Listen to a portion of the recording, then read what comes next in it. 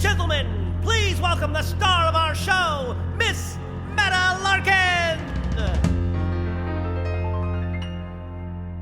I'm doing all right for myself, folks. I'm healthy. Hi, this is Capathia Jenkins. I am starring in Newsies on Broadway, and you are listening to Pavlina's Kidz Place. Hey everyone, this is Pavlina from Pavlina's Kidz Place. I'm on location in New York City with Broadway star from Newsies, Capathia Jenkins. Hello. Hi. How are you doing? I'm doing great. I just finished the matinee. I'm doing great. Happy to see you. Yes, thank you. I'm happy to see you too. So, what has Broadway been like for you? Like, something you grew up around or, dreamed of doing?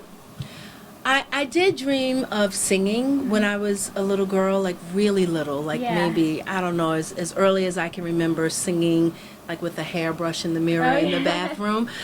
So I knew I wanted to sing. I didn't necessarily know that it would be stage or Broadway, but I did my first Broadway show in 1999.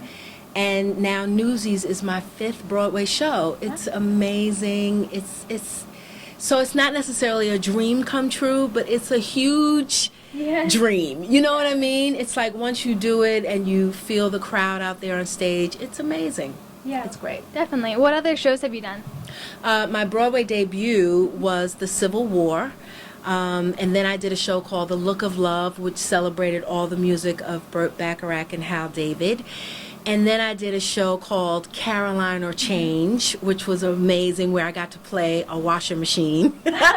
And then I did Martin Short, Fame Becomes Me, where I got to sing this 11 o'clock song called Let the Big Black Lady Stop the Show. And now I'm at Newsies, so it's great, yeah. That's great. Okay. So kids have all kinds of obstacles growing up. What obstacle did you have, and how did you deal with it? Oh, gosh. I had a pretty good childhood. I had great teachers at school. My music teacher from 3rd grade still comes to see my shows on Broadway. Yeah, and she's one of the reasons why I do what I do. Told my mom, she thought this little girl had some talent and she should nurture it.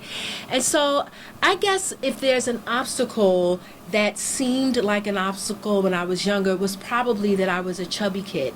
I was a big chubby girl, and then the full-figured woman, and so you sort of have this feeling of sometimes I would get teased, not a lot because I could sing, so people would be like, she can sing, so maybe that was the thing that felt like an obstacle back then, but it's part of what makes me who I am. And so to your listeners, kids who think they have something about them that they don't like, sometimes that could be the unique thing that's great about them. You know what I mean? So I guess that would be it. Yeah.